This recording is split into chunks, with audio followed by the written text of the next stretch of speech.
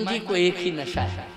क्या नशा है? हनुमान जी को एक नशा है कि मुझे तो केवल राम का नाम लेना है और राम कथा अमृत पीना है, बस यही नशा है। राम कथा अमृत पीना है और राम का नाम वाणी से लेना है।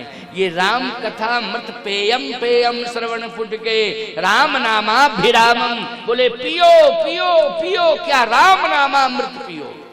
आप सब पी रहे हो, ज्ञानामृत पी रहे हो, कथामृत पी रहे हो, राम नामामृत पी रहे हो। बोलो यही है पीने के लिए? आनंद आ रहा है कि नहीं आ रहा है?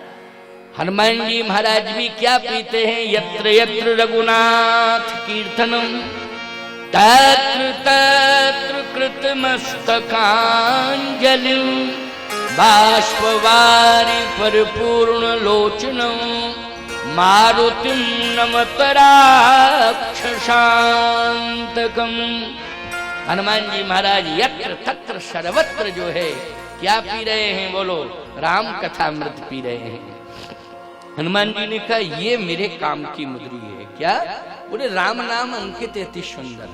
अच्छा, उस मुद्री को हनुमान जी ने उंगली में धारण नहीं किया, फिर प्रभु मुद्रिका मेल मुख माहि। अच्छा बोलो, मुद्री समझा होता तो उंगली में धारण करते, लेकिन मुद्री कोई मुख में रखता है? जल्दी बोलो। मुद्री तो कोई मुख में नहीं रखता है, चाहे जितनी सुंदर मुद्री क्यों ना हो, लेकिन मुख में कोई मुद्री नहीं रखेगा। लेकिन हनुमान जी ने प्रभु मुद्रिका मेल मुख माहि, प्रभु मुद्रिका मेल मुख माहि, और जलद लांग गए अचरज नाहि। इसका मतलब मुख में रखा तो वो मुद्री नहीं थी, फिर मुख में हो राम नाम, राम सेवा हाथ में, तू अकेला नहीं प्यारे, राम तेरे साथ में। मुख में हो राम नाम, राम सेवा हाथ में, तू अकेला नहीं प्यारे, राम तेरे साथ में। तू अकेला नहीं प्यारे, राम तेरे साथ में। धन्यवाद निर्विवाद राम राम कहिए, धन्यवाद निर्विवाद राम राम कहिए। ताहि विधि राखे राम, ताहि विधि रही, जाहि विधि राखे राम, ताहि विधि रही। मुख में हो राम नाम, राम सेवा हाथ में। हमारे हाथ में तो प्रभु राम की सेवा है, मैं उनकी सेवा करूंगा, लेकिन अपने बल से नहीं करूंगा, मेरा कोई बल नहीं है, फिर ये तो राम का बल है। तो मुद्री क्या कर रही है? बोले मुद्री जब से मैंने मुख में धारण की, ये मुद्री लोगों को दिखाई दे रही है, लेकिन ये तो राम का नाम है। राम का नाम जो है समुद्र पार करा रहा है। बोलो भाई, राम राम जब मरने वाले से क्या कहा जाता है? राम राम कहो, राम राम कहो। क्यों? भव से पार हो जाओगे। मरने वाले से क्या कहा जाता है? राम राम कहो, राम राम कहो, भव से पार हो जाओगे। हनुमान जी समुद्र पार कर गए, तुम लोग राम राम कहोगे तो भव से पार हो जाओगे, इसलिए राम राम जरूर कहा करो। अभ्यास शुरू से ही डालो ना राम राम कहने का, तो मरते समय भी राम राम निकलेगा। और यदि अभ्यास नहीं होगा तो मोहल्ला वाले खूब कहें, अरे मर राम राम कह के मरो, राम राम कह के, राम राम निकलेगा ही नहीं। राम राम कहाँ निकलेगा? लोग भले ही कहें कि राम राम कहो, राम राम कहो, राम राम कहो। दो ही बातें आती हैं, हाथ से दान कर दो और मुख से राम राम कहो, मुक्ति मिल जाएगी। अभ्यास नहीं होगा दान करने का तो मरते समय दान नहीं कर पाओगे। राम राम लेने का अभ्यास नहीं होगा तो मरते समय राम राम नहीं कह पाओगे। इसलिए दान करने का अभ्यास डालो, हमेशा दान करो। हमेशा राम का नाम लो, मुख से अभ्यास करो। मरते समय राम का नाम भी निकलेगा और मृत्यु के पहले अपने हाथ से दान भी करोगे, लेकिन शुरू से ही दान करने का अभ्यास होना चाहिए। एक व्यक्ति तो बोला मरते समय दान करेंगे। लोगों ने कहा मरते समय करो, लेकिन जिंदा में भी कर लो ना, मरते समय नहीं कर पाए तो? बोले नहीं नहीं नहीं नहीं, करूंगा करूंगा करूंगा। मरते समय लोगों ने कहा दान कर लो, गौ दान कर लो, स्वर्ण दान कर लो, अन्न दान कर लो। उसने कहा प्राण दान तो कर रहे हैं, इससे बड़ा दान और क्या होगा? बोलो भाई, मर रहा है लेकिन कह रहा प्राण दान कर रहे हैं, ये दान होता है कहीं? इसको प्राण दान कहते हैं क्या? बोलो भाई, ये तो मृत्यु आएगी आएगी, सभी को मरना पड़ेगा। कहता प्राण दान तो कर रहे हैं। नहीं नहीं नहीं, मुक्त हस्त से दान करो, होश हवास में करो, हर वाणी से भगवान का नाम लो। कोई सामने मिले राम राम जरूर करो। पहले थी परंपरा भैया राम राम, अब परंपरा कम होती जा रही है। राम राम इसलिए कहा जाता था कि ज्यादा से ज्यादा राम राम राम राम राम राम राम राम वाणी से निकले, इसलिए राम राम की परंपरा थी। अब तो काम काम काम काम चिल्लाते फिर रहे, ये काम कहाँ जा रहे हैं? बोले काम से जा रहे हैं। कहाँ जा रहे हो? बोले काम से। जब पूछो तब काम से जाते जाते काम ही से चले जाते हैं लोग। क्यों भाई चले जाते? राम के से कोई जा ही नहीं रहा है। अरे राम राम कहो। मरते हो पीछे चलने वाले कहते हैं राम नाम सत्य है, राम नाम सत्य है। पीछे चलने वाले कहते हैं राम नाम सत्य है, लेकिन जो लेटा हुआ है अकड़ा मकड़ा वो तो नहीं कुछ कह पा रहा। वो भी कहता है कि नहीं कहता है ना, वो तो अकड़ा मकड़ा लेटा हुआ है। एक बात आपको और बताएं, जो अकड़े मकड़े हैं वही राम राम नहीं कहते, सरल सीधे तो राम राम कहते हैं, लेकिन जिनमें अकड़ मकड़ ज्यादा हैं वही राम राम। मुर्दा राम राम नहीं कहता, कहता है क्या? अकड़ा मकड़ा।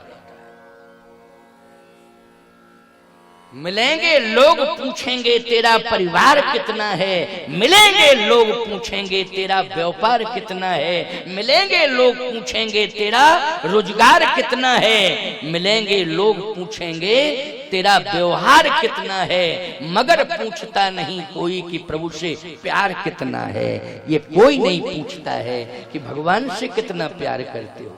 रोजगार व्यापार व्यवहार की बात सब करते हैं। नहीं नहीं, एक दूसरे से मिलो, राम राम कहो। बोलो भाई क्या कहना है? राम राम कहना है। बस यही तो प्रभु से प्यार करना हुआ। क्यों भाई, हमने अगर राम राम कह दिया तो प्रभु से प्यार हो गया कि नहीं हो गया? हमारा है आदान प्रदान हो गया, भगवान के नाम से आदान प्रदान हुआ। यही तो प्रभु से प्यार है। इसलिए हम लोग राम नाम पर विश्वास रखें, वाणी से भगवान का नाम, हाथों से दान करें, नेत्रों से भगवान का दर्शन करें। ये पैर अच्छी जगह पर चल के जाएं, मठ मंदिर तीर्थ या जहाँ पर अच्छे संत बैठे हों वहाँ जाएं, सत्संग जहाँ चल रहा हो वहाँ जावें।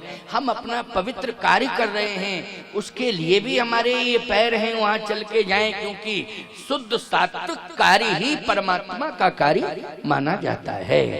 आप लोग तो इतना पवित्र कार्य करते हो, किसान हो किसान, याद रखना किसान की मेहनत इतनी परम पवित्र मेहनत होती है कि खेत में किसान गया तो उसे केवल फसल ही नहीं मिलती है, उस खेत से उसे भगवती सीता का भी दर्शन होता है। सीता मिलती हैं तो खेत से ही तो मिलती हैं, महलों में नहीं मिलती हैं सीता। सीता कहाँ मिलती हैं? बोलो, खेत में मिलती हैं। राम किसी महल में नहीं मिलते हैं, राम यज्ञ में मिलते हैं। प्रगटे अग्नि चरू कर लीने, राम यज्ञ में मिले हैं और सीता खेत में मिली हैं। बोलो, सीता खेत में। हमारी दो ही संस्कृतियां हैं भारत में, ऋषि संस्कृति और कृषि संस्कृति।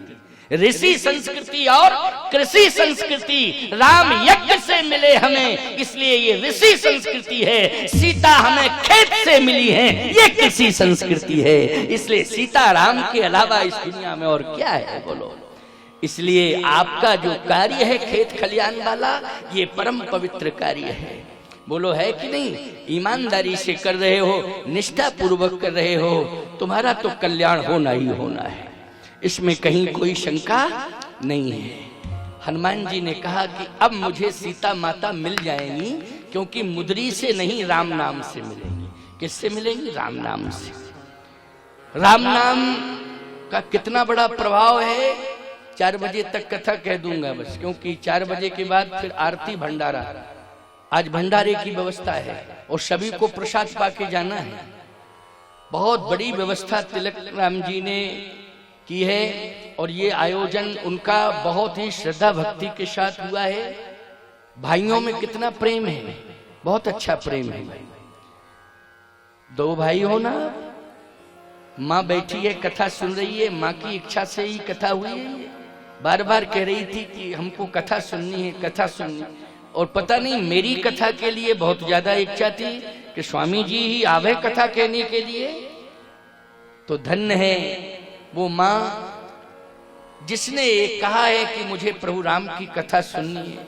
धन्य है वो माँ जिसने कहा मुझे संत की वाणी से कथा सुननी है। लेकिन मैं तो कहूंगा कि धन्य है वो संतान जिसने अपनी माँ की इच्छा की पूर्ति की है। इसलिए आपका परिवार बहुत बहुत साधुवाद आशीर्वाद का पात्र है और पूरे क्षेत्र ने कथा सुनी। बोलो सुनी कि नहीं? देखो पूरा क्षेत्र उमड़ पड़ा है, आज उमड़ पड़ा पूरा क्षेत्र।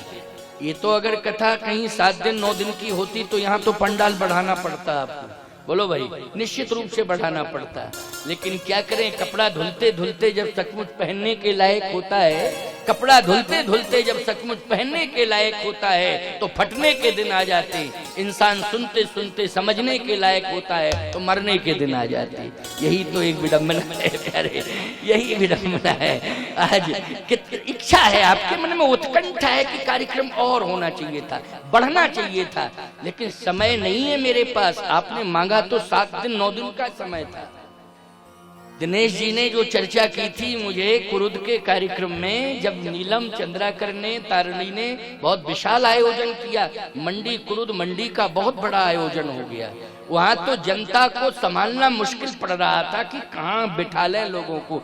एलईडी लगा दी गई थी पूरे कैंपस में, ग्राउंड में, तो लोग एलईडीओं में दर्शन करते थे, कथा सुनते थे। तो इतना विशाल कार्यक्रम हुआ।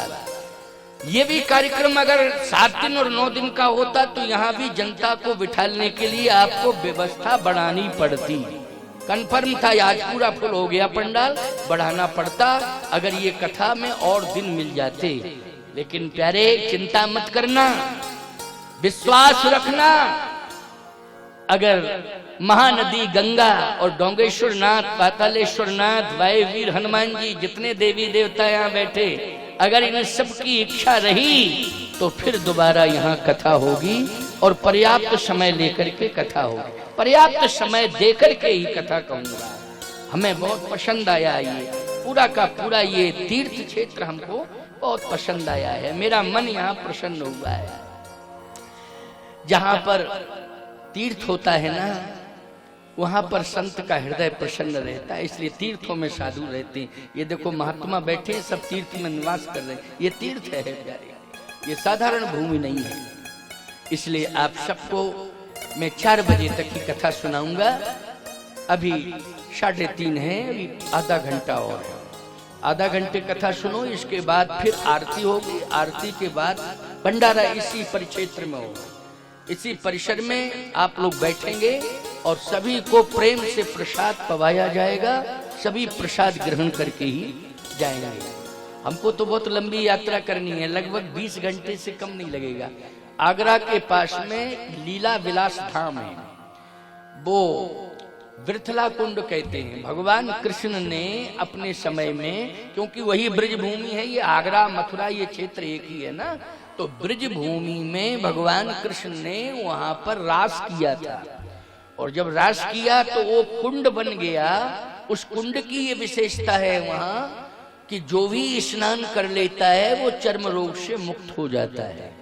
तो ये तो प्रभाव है। ये वहाँ हजारों की भीड़ रोज होती है और जब आयोजन होता है तो लाखों लोग आते हैं। अभी आयोजन होगा ना कथा में, लाखों लोगों की उपस्थिति होगी।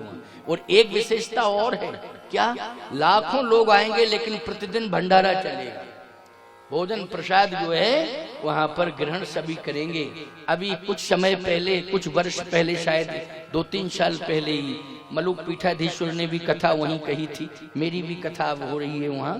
तो उस समय तो इतना आंधी तूफान आया कि पंडाल जो है गिर गया था, फिर पंडाल बनाया गया था, लेकिन वहां समय कम ही दिया गया था, 3-4 दिन का कुछ समय था। महाराज का शिष्य परिवार है वो, उसने कराया था। और यहाँ भी एक ही व्यक्ति करा रहा है कथा, मेरी भी। उसने कहा महाराज जी मेरी भी माँ की इच्छा है कि आपके ही द्वारा वो कथा सुनना चाहती है।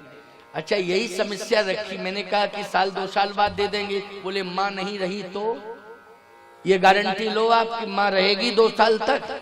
मैंने कहा ये गारंटी हम कैसे ले लें? क्यों भाई, ये तो परमात्मा गारंटी ले सकता है और कोई नहीं ले सकता है। बोले महाराज जी तो इच्छा है कथा सुना दो। मैंने कहा सुनाऊंगा, कल मैं वहां पहुंचूंगा। किस तरह पहुंच पाऊंगा? 20 घंटे की यात्रा करके यहाँ से जाऊंगा, अब आप कल्पना करेंगे। लेकिन कल वहां कथा होगी, आप जो है YouTube चैनल में देख लेंगे बिना किसी बाधा। तो भगवान ने अभी तक नहीं रखी है मार्ग में, ठाकुर जी सुरक्षित पहुंचाते हैं, लेकिन सोशल मीडिया के माध्यम से आपको पता चल जाएगा कि स्वामी जी की कथा शुरू हो गई। भले ही 10-20 मिनट, आधा ही घंटा हो पाएगी, लेकिन कथा कल से ही है, कल कथा निश्चित रूप से होगी। तो आगरा के पास लीला विलास धाम में वृथला कुंड में कथा हो रही है, तो मुझे पहुंचना है, इसलिए मैंने कम दिन का समय दे पाया, नहीं समय और बढ़ा देता मैं।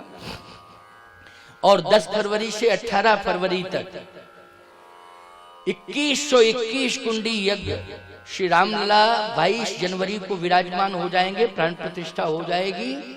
इसके बाद उनकी प्रसन्नता में, प्रभु राम की प्रसन्नता में, ये सुंदर दिव्य भव्य मंदिर में, राम मंदिर में प्रभु विराजमान हैं। इसके लिए अयोध्या के सभी संत मिलकर के श्री स्वामी महामंडलेश्वर कनक बिहारी दास जी महाराज, उनका शरीर तो पूरा हो गया, लेकिन उनकी स्मृति में श्री राम लला जी के चरणों में 2121 कुंडी यज्ञ समर्पित कर रहे हैं। उसमें राम कथा मेरी होने जा रही है।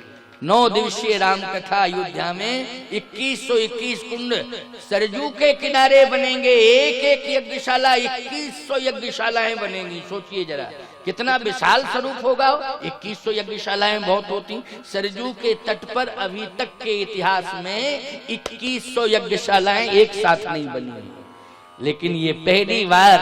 और इसके पहले त्रेता की बात, द्वापर की नहीं कर रहा हूं मैं, सतयुग की बात, कलयुग की बात कर रहा हूं। तो राम मंदिर भी कब? कलयुग में ही तो बनने जा रहा है। बोलो भाई, ये राम मंदिर जो है कलयुग में ही बनने जा रहा है। हम और आप सबके सहयोग से भव्य दिव्य राम मंदिर बन रहा है। तो ये विशाल आयोजन, संत समाज इतना प्रसन्न है, भक्त समाज इतना प्रसन्न है। रघुवंशी समाज का सबसे बड़ा योगदान आया है, क्योंकि रघुवंश भूषण राम है ना, तो रघुवंशी समाज ने तो कई करोड़ रुपया समर्पित किया है यज्ञ के लिए।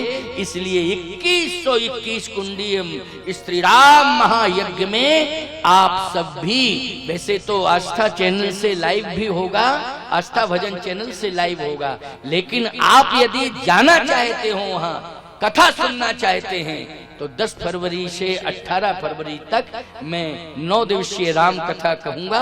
आप लोग आके श्रवण कर सकते हैं, सुन सकते हैं, अयोध्या में रह सकते हैं। ये आप सबके लिए, दर्शनों के लिए, यज्ञ के दर्शन, रामलला के दर्शन, सरजू मैया का स्नान, साधु संतों का दर्शन, वहां तो लाखों लोगों की रोज उपस्थिति होगी। समझ रहे हो कि नहीं? इतना विशाल पंडाल बनाया जा रहा है कि जहां तक निगाह डालोगे वहां आपको कपड़े की दुनिया नजर आएगी। जैसे कुंभों में नहीं होता है, व्यवस्था बना दी, एक कुंभ टाइप का लगने जा रहा है। इसलिए बढ़िया व्यवस्थाएं, व्यापक व्यवस्थाएं हो रही हैं। सरजू के तट पर ये यज्ञ हो रहा है और बड़ी छावनी में ही वो सारी व्यवस्थाएं, संतों के रुकने की, मेरे रुकने की सारी व्यवस्थाएं की जा रही हैं। इसलिए बहुत बड़ा ऐतिहासिक, जैसे राम मंदिर बना है वैसे ऐतिहासिक यज्ञ होने जा रहा है। इसलिए आप सबको लाइव में भी दर्शन मिलेगा यज्ञ का और रामलला का, और वहां जाकर के भी आप दर्शन कर सकते हैं। 10 से 18 फरवरी ये निश्चित है, पहले से ही घोषणा हो गई थी। और मेरे नाम पर ही सभी ने हस्ताक्षर किए थे कि इतने बड़े यज्ञ में राम कथा तो जगतगुरु राम स्वरूपाचार्य की ही होगी। ये रामलला भगवान की कृपा है। किसकी है? रामलला सरकार की कृपा है। संत तो सभी आएंगे, लेकिन ये तो रामलला सरकार ने सौभाग्य मुझे दिलाया, इसलिए मैं भगवान की सेवा करने के लिए पहुंच रहा हूं। इसके पहले भी दिसंबर में जानकी महल में एक मेरी कथा और होने जा रही है। ये 27 दिसंबर से और 4 जनवरी तक ये जानकी महल बहुत बड़ा मंदिर है, उस सत्संग भवन में भी मेरी कथा अभी होने जा रही है। लेकिन यज्ञ में तो 10 से 18 ही होगी। वो कथा भी सुनने को मिली मेरे YouTube चैनल से, जगतगुरु राम स्वरूपाचार्य चैनल से, जो 27 दिसंबर से 4 जनवरी तक होगी जानकी महल अयोध्या में। वो कथा भी लाइव होगी, लेकिन YouTube से होगी। और वो यज्ञ वाली कथा आस्था भजन चैनल से लाइव होगी। इसलिए पहले रामलला विराजमान हो, उसके पहले भी मेरी कथा हो रही है, और जब रामलला सरकार विराजमान हो जाएंगे इसके बाद भी मेरी कथा हो रही है। ऐसा कुछ क्रम बना हुआ है, भगवान की बहुत बड़ी कृपा। आइए सुनिए। हनुमान जी मुद्री लेकर के पहुंचे। जैसे ही मुद्री लेकर पहुंचे हैं तो हनुमान जी तो राम का नाम देख रहे हैं, उसमें मुद्री नहीं देख रहे हैं, लेकिन हम सबको मुद्री दिखाई दे रही है। अब मुद्री है कहां? मुख में है। एक सज्जन कहने लगे, महाराज जी मुद्री झूठी नहीं हो गई होगी? हमने कहा बस वही पागलपंथी की बात। राम का नाम झूठा होता है कभी? जल्दी बोलो, बोलो ईमानदारी से। राम का नाम पवित्र होता है कि नहीं? पावनम पावनानाम, पावन को भी पावन बनाने वाला भगवान का नाम होता है। जो पावन को भी, अपावन को पावन, पावन को भी पावन, अपावन को तो पावन बनाता ही है, लेकिन पावनम पावनानाम, पावन को भी पावन बनाने वाला भगवान का नाम है। इसलिए वो मुद्री तुम्हें दिखाई दे रही है, लेकिन है क्या? राम का नाम। और कल्प तरु, भगवान के नाम को कल्प वृक्ष बताया गया है। तो मैं आपको एक बात बताऊं, ना तो स्वर्ग का कल्प वृक्ष तुम्हें मिल सकता है, और ना मुद्री वाला कल्प वृक्ष तुम्हें मिल सकता है। बोलो मुद्री मिलेगी? वो तो त्रेता में थी, सीता जी को मिल गई, अब उन्हीं के पास है। जब सीता जी मिले, उनका दर्शन हो तो मिल जाएगी वो मुद्री। लेकिन मैं सत्य कह रहा हूं आपसे, स्वर्ग वाला कल्प वृक्ष भी आपको मृतलोक में नहीं मिलेगा। ये कल्प वृक्ष से भी ज्यादा महिमा महामंडिता ये मुद्री भी आपको नहीं मिलेगी मृत्युलोक में, लेकिन राम का नाम आपको मृत्युलोक में अवश्य मिल जाएगा। ये भी कल्प वृक्ष है। क्या है ये? कल्प वृक्ष है। इसलिए भ्रमित होने की आवश्यकता नहीं है। इस कल्प वृक्ष को आप स्वीकार करें और सदा आपके पास, आपके साथ सोएंगे तो श्वासों में भी ये कल्प वृक्ष आपके साथ रहेगा। बोलो रहेगा कि नहीं रहेगा? श्वासों के साथ भी ये कल्प वृक्ष आपके साथ जुड़ जाएगा। इसलिए हनुमान जी को तो ये कल्प वृक्ष मिल गया है। हनुमान जी लेके पहुंचे, लेकिन समस्या एक बात, क्या? विभीषण जी से बातचीत हुई। विभीषण जी ने कहा, आपका दर्शन प्रभु की कृपा है। हनुमान जी को देख करके विभीषण जी कह रहे हैं, आपका दर्शन प्रभु की कृपा। अब मोहि भा भरोस हनुमंता, बिन हरि